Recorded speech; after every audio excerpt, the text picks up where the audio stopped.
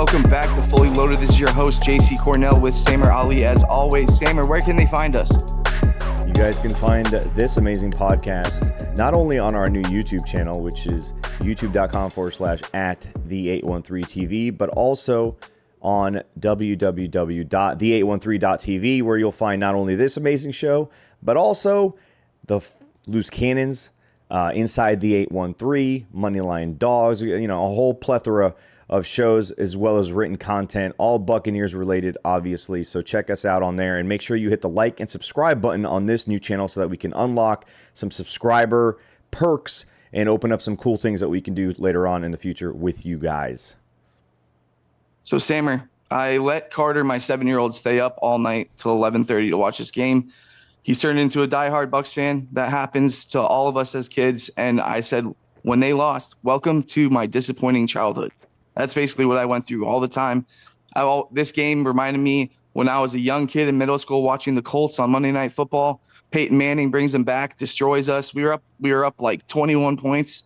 But this game against the Falcons last night, we should have won that game so easily. And where do you want to start? Where do you want to start with this? Because we don't have any topics. We're just gonna rant right now. What are your thoughts? Bowles? Let's talk about Todd Bowles. What do you think about Todd Bowles' performance? Here's my thing, man. Like, I understand the criticism of Todd Bowles. I get it. And people, when I kind of defend Todd to an extent, say, oh, you're friends with him, that's why. It has nothing to do with that. Like, what are we expecting of Todd going into this game or going into any game so far this season without Kalijah Cansey? Loses Servassier Dennis last week, which is a major. It's 47% of the snaps when it comes to passing downs on defense go to Servassier Dennis. You got KJ Britt, who's a massive liability, as we found out last night, if you didn't already know. Okay. Then you've got Antoine Winfield Jr. out. In the fourth quarter, Jordan Whitehead comes out. You got Izzian back there, who's not a starter. I'm sorry, he's just not a starting safety. He's barely a starting nickel. Then you got Tyke Smith, who's a rookie. Okay, all of these things. And Jamal Dean, who apparently was also banged up. Yeah. Tyke Smith was banged up. Jamal Dean apparently doesn't want to play football. I mean, there's a lot of stuff going on here. So you have to kind of question. You have to say, what more could he have done? He had to run this nickel prevent defense almost the entire game because he didn't have a choice. You want to see KJ Britt in man coverage against tight end? He could barely keep up in zone coverages. They would have absolutely destroyed him. They exposed him the entire night from the very first pass play for the Falcons. But like all the criticism of Todd Bowles, oh, Todd's running the soft zone. Like, Todd's trying to do what he can with what he's got. There's nothing he can really do. You want him to be exotic and blitz, which I do love. You can't just do man. You can't just run man behind that. You've got to run man. You got to run zone. You got to mix it up. It can't just be one thing. But at the end of the day, zone works because you funnel these guys into a certain area. You're hoping that you're on top of that and you get the tackle. JC, how many tackles did Todd Bowles miss last night? He didn't miss any. How many did Izzian miss? How many did McCullum miss? A bunch. How many did KJ Britt? Nope. It was a tackling disaster. And that's the whole point of zone. The game-winning play, terrible tackling. I mean, listen, I love CJ McCollum. That's embarrassing. That's embarrassing. I love CJ McCollum. I love the aggressive nature. I love that he's trying to make game-changing plays. Zion, sorry. It's Zion McCollum. I'm talking about CJ McCollum, the NBA player. Zion McCollum. Love Zion McCollum, okay? Love CJ too. But, like, in that moment, the most important part of that play is to make the tackle.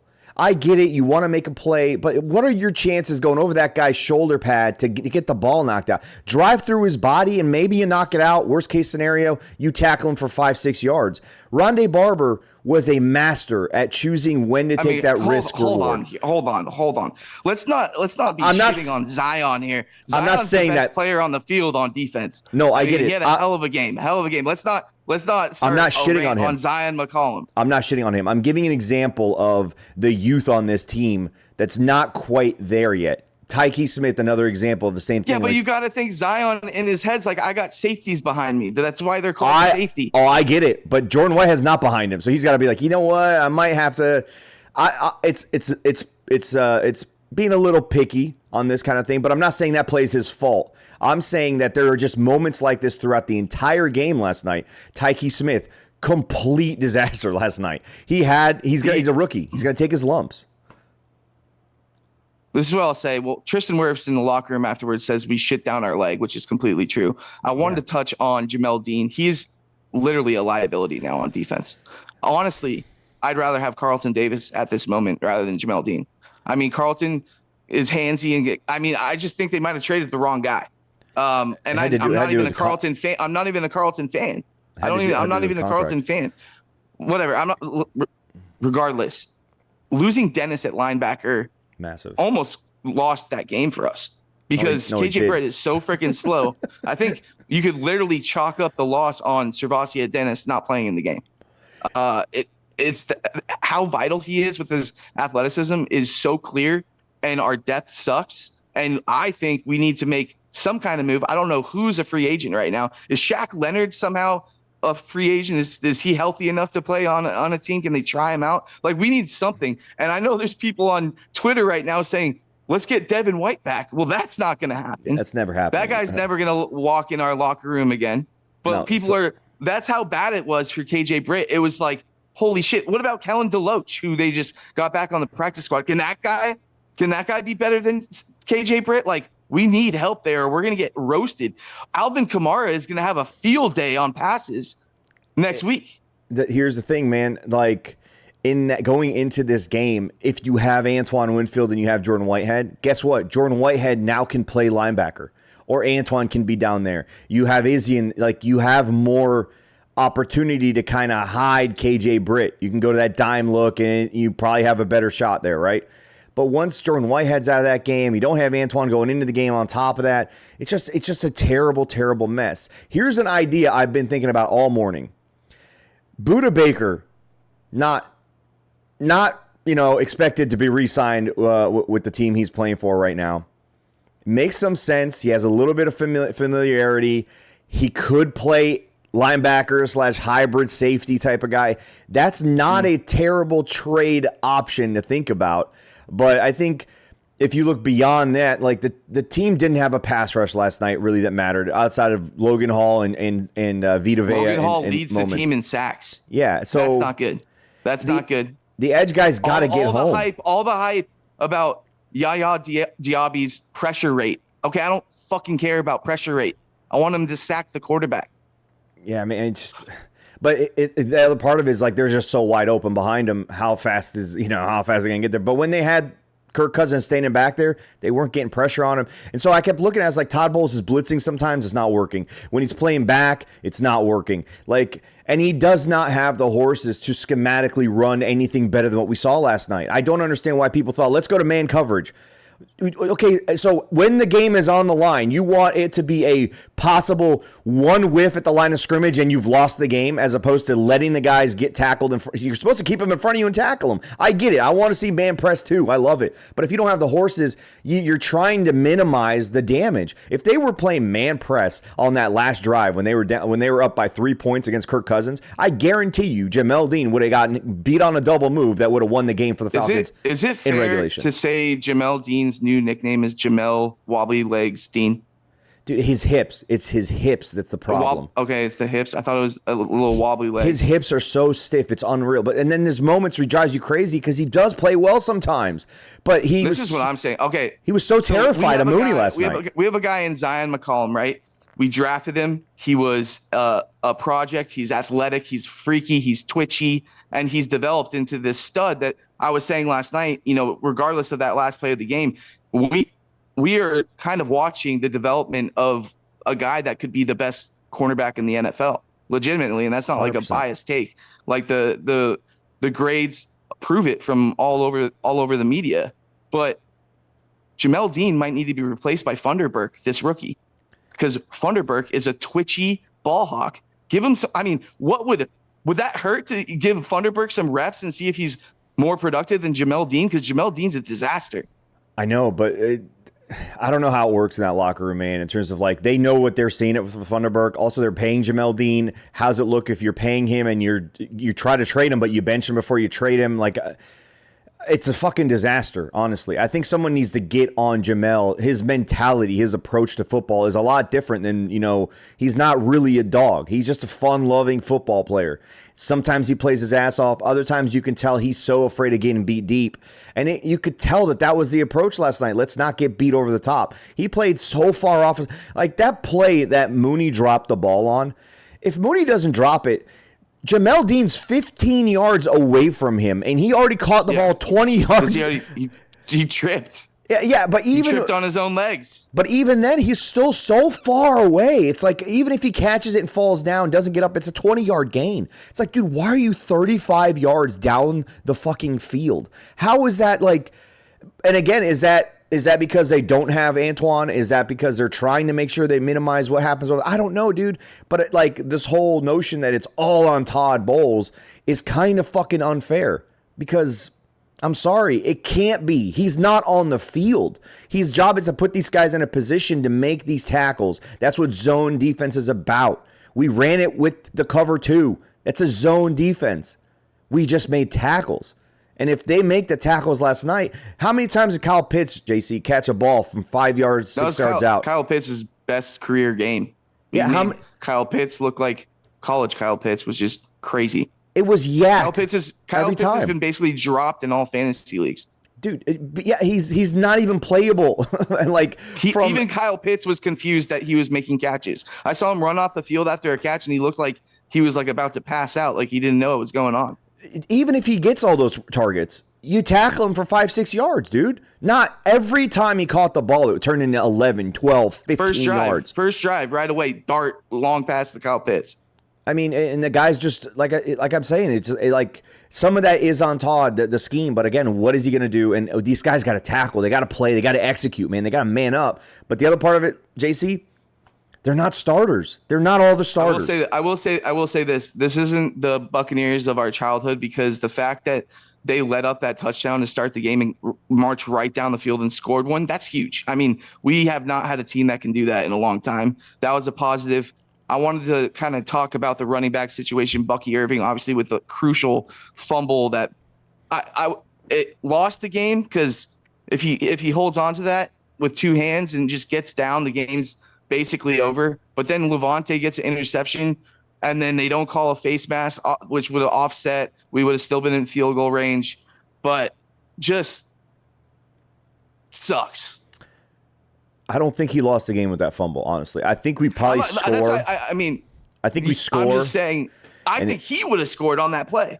Even if he goes down that play, I think we're in a good position to score, but it was before the 2-minute warning. They still had their 3 timeouts.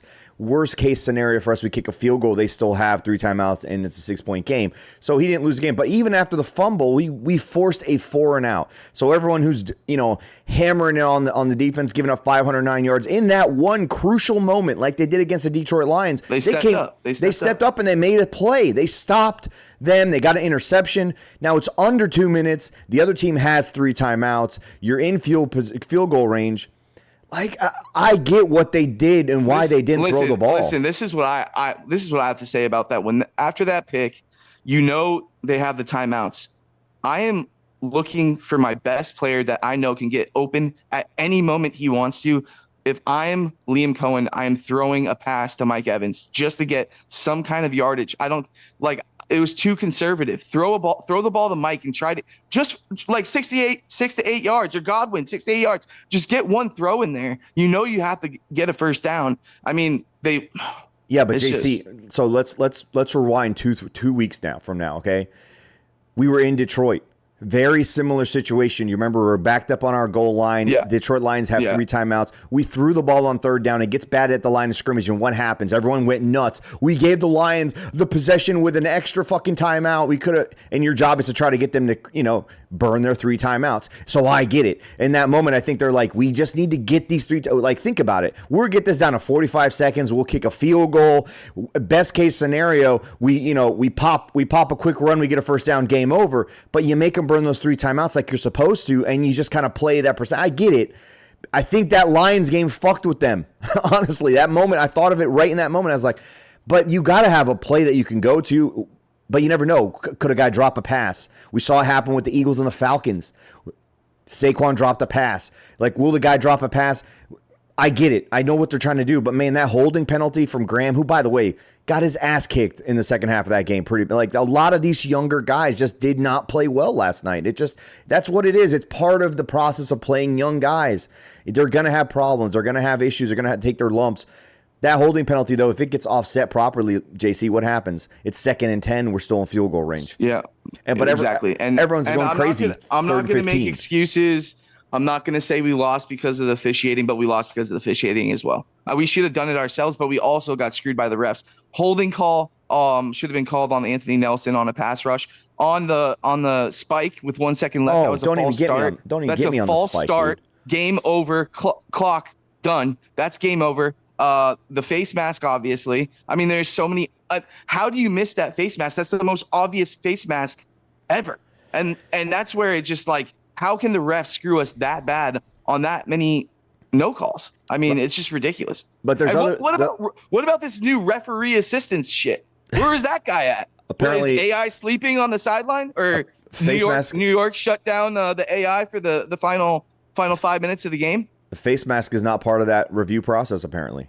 We find out. I guess not. I guess they select and choose. No, it's apparently not. Bucs are, what was it when we were at the Commanders game when they let Rashad have his like 30-yard gain back after the AI said that it was actually not a legal man downfield? So what are we like picking and choosing here? No, the way it works is if they make a call, they can correct the call, but they can't go back and make a call they never made, apparently. So they need to figure that out. But here's the thing, though. Let's look at other little things too. That punt. Why even try to pin him inside the 5? Why not just punt it as high as possible or low and just have that thing waste a few seconds, right? Have it to where the guy runs out of the way and it bounces a few times. Then let's go back to that play where they get the ball, they throw it, Jamal Dean makes the tackle, and Jamal Dean pops right back up off the player. Dude, I've seen how many times have Bucs teams tried to pull that off to get that last second spike, and the defense we're facing is kind of falling on top of our bodies, and we can't get out. Like, Jamal Dean, just stay on his body for an extra half a second. The game is over. He pops right back up, dude. Like, hey, dude, yeah, guys, we got to spike. Like, there's little things like that. Again, not in the moment, and Jordan Whitehead's not playing in that moment either. That's a Jordan Whitehead type of play, possibly. Like, man, and Jordan Whitehead had an opportunity to pick off a pass too. It's just so many little things in this game, man, that just like... Zion almost had a pick as well. And at the end of the day, JC, we hung with this team that took all these things to really have us to lose this game. They were still a good football team. People are just overreacting. We're a good football team with a lot of injuries. We have a 10-day window. But, like, all this happened, and we still could have won and should have won the game on a short week. Should have won the game. Without a lot of starters, man. Without a lot... I mean... No offense to Merriweather, but he's not a starting safety. Neither is Azian. These guys, you know, just the names go on. And again, like I don't want to rag on Tyke Smith, massive fan, but he didn't have a good game. He took his lumps last night. He felt like a rookie. He looked like a rookie. He was lost. He continues to get beat in the flats. Like he's always a yard or like 2 or 3 yards behind this guy, and he lets up these like 6-yard gains all the time. Yeah, but they have him blitzing off that edge all the time. He's screaming in a lot. So I don't know if that's something that he's looking at. He's reading a key, and that's what's keeping him from being on time in the flats. But I find that hard to believe that they're giving him too much. He played at Georgia. He knows how to play defense. He's a rookie right now. I mean, look at the Lions rookie corner. He's got more pass interference and holding calls than anybody in the entire league right now. So some positives. Baker Mayfield just balled out in the first half. 3 touchdowns in the first half. What happens in the second half for the whole game plan not to let Baker throw the ball anymore? I mean, he was throwing darts. Why is that suddenly? Why do we just neuter the offense? Is that like, because I know Liam Cohen has said in press conferences he wants to always keep his foot on the gas, but it's clear as day that they did not want to keep the foot on the gas in the second half. So is that coming from Bowles? Is Bowles telling Liam to kind of no? So that's Liam just. I imagine the Falcons made an adjustment. I'm assuming something happened. I think what's happening is that Liam is not adjusting in the second. This is not just specific to this game last night. It's been throughout the season. Second half, we do not score very, very well. And like we have a massive drop off from first half to second half. Could be defenses are making adjustments. It could be Liam saying, all right, let's get out of here. I don't know. I really don't know what it is. I didn't watch it close enough during the broadcast to say the Falcons changed. But this game, last night for Liam Cohen, people won't talk about this. This was him versus Zach Robinson. Yeah. They both coached together. This meant something to both of them. This is like, yo, we're now our own OCs of our own teams. Who's better? I wonder if he got out-schemed. What if he got out-schemed from by the defensive coordinator? I'm just saying that meant something to Liam that game. The one thing I noticed in the second half, they got a lot of pressure on Baker up the middle. They did something. They adjusted something. You also have to remember, Raheem Morris is coming from the Rams, where we run our offense is basically the Rams offense. Raheem knows how to adjust and stop this kind of offense. It is what it is. I do think in the first half, Liam Cohen, some of his play calls, that first touchdown, they were just dialed. He was cooking. They were creative. They were creative. And then all of a sudden, I don't know if the pressure up the middle scared them from wanting to be creative, but then they popped that big run with Rashad. That was in the third quarter. I don't know, man. They've got to be more consistent from quarter to quarter. They kept saying last night, we want Baker to be consistent game to game. Well, man, we need to be consistent half to half from an offensive play calling standpoint. I like some of those things were missed opportunities. I believe that pass down the field could have been a touchdown, I guess, after I look back at it with Shepard and Baker. Baker missed it. Baker took ownership of that. But at the end of the day, man, we had a 3-point lead with a minute and some change, and we're in field goal range with all the shit that went wrong. And we answered when we needed to answer consistently throughout the entire game. And again, it's crazy that we lost this game the way we did. But then at that play where they teed off and then overtime, that was exactly what happened the entire night. We just didn't tackle, and we didn't have enough effort when it mattered. And guys who shouldn't be on the field were the guys that we had to rely on. I mean, I can't even name the three guys that missed those tackles. I do think the NFL needs to update the overtime rules, because in this game you saw it was a shootout. At the start of the game, Falcons score, Bucs score. They need to figure that out, because you can't just because there's no defense in this game and you win a coin toss doesn't mean you should be able to run down the field and win the game. But whatever. I'm not going to complain about it too much. You know what really put a bad taste in my mouth? The freaking corny ass Baker Mayfield, Amazon Prime, making that whole, what was his name in that segment? Did you even see it? They put I saw clips of this it. guy, yeah. And I'm watching this. I'm like, you guys are this is always a recipe for disaster when this kind of stuff happens. Why are we watching Baker dressed up as it's Eli Manning pirate? It's Eli Manning's deal. It's Eli Manning's stupid. When Eli did it, was really funny. I didn't watch the Baker one last night. I don't know how much it affected we just don't need that kind of content going out on a serious game night. I don't think it matters. That's man. just me. It doesn't matter, but it matters to me. I hate that. I don't like the corny, cringy, just. You know what I don't like? Honestly, I love watching football all the time, but these Thursday night football games are just not good, man. In terms of injury, how many injuries, how many injury timeouts did we have last night, dude? Yeah. I mean, how many? Dude, everyone timeouts? on both teams was on the ground. It was constant. I mean, it was crazy. And then I think what Whitehead got punched in the nuts. Yeah, but he didn't come back, so I guess it was actually a groin thing. He was. I man. thought it was initially got punched in the nuts, but he didn't come back, so it was a groin thing. It came out after the game. So again, you're back there with. Listen, Merriweather. Merriweather. I'm just saying that there's context to it. Yeah, we did not play well. I don't know how well they could have played with these guys. Everyone's complaining about this same defense. The same defense worked in Detroit against a team full of all their weapons, all their offensive linemen, and Jared Goff, who's on fire outside of that game. That defense worked. Difference, Servassier Dennis is in that game. That's a big part of that. And they made the tackles when the tackles had to be made. How many times in Detroit did they throw that ball short of the sticks and we rallied and made the tackle? Last night, complete opposite. We rallied to miss in bunches. We rallied to miss as a team. Oh, hey, yeah, I'll meet you at the missed tackle, no problem. That's a massive part of it. Same defense that nobody complained about after week 2. People complained about last night. Sometimes you don't have the fucking horses, and sometimes the guys being backups just catches up to you, man. It's frustrating to watch. Don't get me wrong. I would love to see aggressive man all the time, but it's not. That's not how things work, man. It's just bad taste in our mouth. 10 days to get it out. 10 days to marinate on it, which I hope the players do marinate on it. Tristan Wirfs hates that they lost this game. The guys all seem upset, so I don't anticipate that this game's going to linger beyond the 10 days. Then they'll be ready in New Orleans. You want to beat beat up a team and take out your frustrations, New Orleans Saints, perfect squad to do that against. And you're right back in the mix. It's week 5. You got 10 days also to figure out what to do at linebacker because Dennis' injury doesn't sound good. I'm telling you, man, I would go get Budda Baker. I'd go trade for him. So he's on an expiring contract. I mean, what would even the value of that trade be? Like fourth round pick. His picks. I get it, but man, I cannot imagine if Winfield's back and Whitehead's in, and you have Tyke, you're saying you want him to play like a hybrid star role. Azine possibly could do that. I just right now, whoever is in there on those passing downs, if it's KJ Britt, it is not going to work, man. It is just not going to work. When Servassier's there, he does his job. Levante doesn't seem to, have to help him as much. Levante's not spring chicken. He's also not perfect in coverage either. He didn't look good last night at times too. He was missing tackles. He was out of position. So you need to have at least one of those guys, be at a certain level. And KJ Britt's not at that level, man. He's just not good. Dude, how many times is he going to put his head down, not look where he's going, and just tackle his own teammates? He's like almost knocked out 3 of his own guys.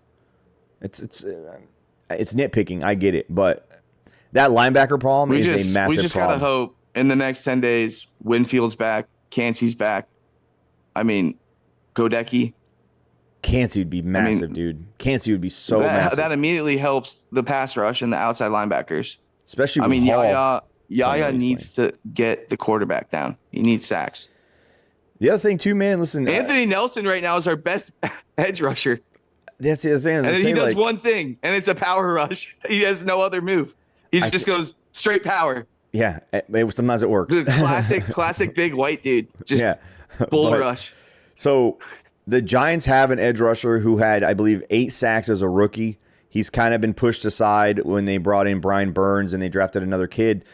That might be a guy I wouldn't mind. He's a second-round pick, so you don't. Who are you talking about? His name is Aziz.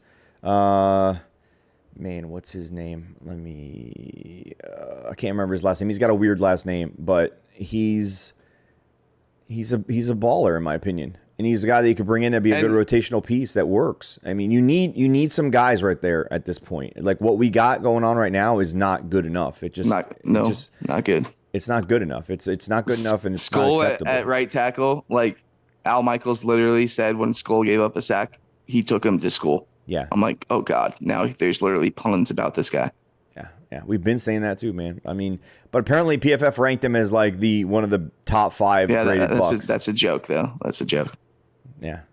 That's what I'm saying. It doesn't make any sense. I don't think he played a terrible game. Graham Barton looked like a rookie. God, Grady Jarrett owned him. My buddies that went to Atlanta said that at the team hotel, Barton was like limping around. After the game or before? Before. So I don't know what that's about, but they said he was limping around the lobby. I don't know. He's not on the injury list. They also said that Mike Evans had 2 Long Island iced teas. Great. I never pictured Mike Evans as a Long Island iced tea guy. I mean, nothing wrong with Long Island iced tea, man. I never like Mike Evans. I would like think he'd be like drinking like tequila or something. Yeah, but they're also on business trip, right? That's like the classic. So Long business Island trip. iced tea, that's a classic. That's business trip. Yeah, that's a business trip drink for sure. Classy. Yeah. All right, let's wrap this up. I mean, I'm sick of this game. They ruined our entire weekend, dude. That's the one thing that sucks about Thursday night football games. If you're a Bucs fan and they lose, at least for me, my entire Friday. 10 days of misery. I'm going to the Morgan Wallen concert and I'm going to be miserable the whole time. I'll probably be crying listening to his lyrics. Yeah, but we deserve that for being cocky fans, apparently, because we taught just crying, drinking whiskey at the concert. Hey, man, listen. Have Long Island, by the way. Antoine Winfield will be back, and Cansey will be back, and all will be good. It's the Saints. All right, Monday it's officially gone, and it'll be F the Saints week, and we'll be back on track. That's the game. They'll be motivated. And we're gonna get healthy for this one. I feel it. I can feel that we're gonna be healthy, and we're gonna come out and make a statement because these guys don't like to lose. Wirfs is so pissed. I guarantee you, Wirfs has taken a leadership role. He's talked to these guys in the locker room, and they know this was embarrassing. This is complete embarrassment. Also, man, All right, let's run the ball to the right every now and then. Or not the right. Let's run the ball to the left behind Tristan Wirfs. Maybe behind Tristan Wirfs. That could work. Or pull him like we did. We pulled him once, and it turned out to almost be a 60-yard gain. So just saying, maybe we should run behind the greatest left tackle in the NFL. Just, idea. Just think about that, Liam. All right, Samer, where can they find us? The 813.tv, the website, and of course, on this brand new YouTube channel. Make sure you guys hit the like button, hit the subscribe button. Leave us your comments in the comment section below. I'm sure you guys have a ton of shit you want to say. Probably want to pile on me being too nice to Bulls. Who knows? I don't know. Just leave your comments down, and we'll read them. We'll go through them. It'll be fun. And make sure you guys hit that subscribe button. We might need to get the voicemail activated for these kind of shows. Yeah, we're going to figure out a voicemail line, not only for this show, but also for the Loose Cannons. I think it's time to get these people back involved with the shows. But, hit that like button, hit that subscribe button, and enjoy your weekends, I guess. You don't got to worry about stressing on Sunday now. We've taken care of the stress. Red Zone Sunday for everyone. Hell yeah.